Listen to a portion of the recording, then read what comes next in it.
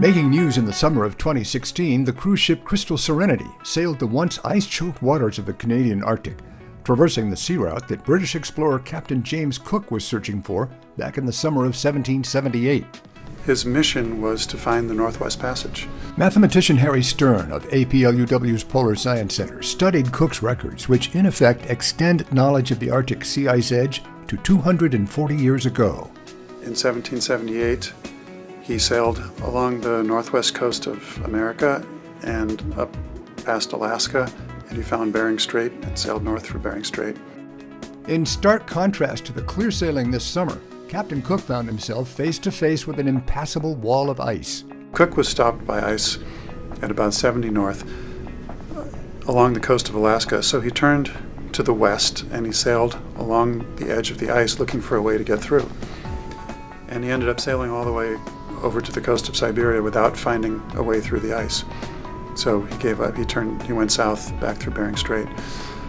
But the positions that he recorded, the data that he left, tells us where the ice edge was in August of 1778.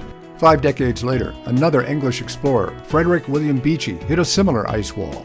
He also recorded where the ice edge was, and it was approximately the same place as where Cook had found it 49 years earlier. The 18th century ice edge observations held firm until the late 20th century, when satellites began to measure the sea ice extent.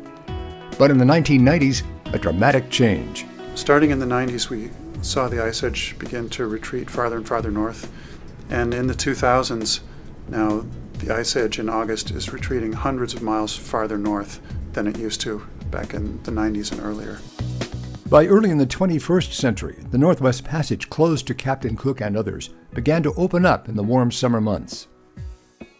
Harry Stern found it fairly easy going in 2009. In 2009, there was an expedition called Around the Americas, which was a 60-foot sailboat that left from Seattle in June and sailed north through Bering Strait and then through the Northwest Passage. I was lucky enough to be part of that expedition for 1 month. We encountered a little bit of sea ice, not a whole lot. 10 years earlier, that wouldn't have been possible, I think. Now you can take a cruise ship. The Crystal Serenity went through this past August with more than 1,000 passengers. I don't know if they even saw any sea ice. Captain Cook met his end in Hawaii, only a year after coming up against his wall of ice in the Chukchi Sea. But Harry Stern's new evaluation of Cook's first-hand observations adds to the knowledge of the Arctic ice edge and how it's affected by climate change.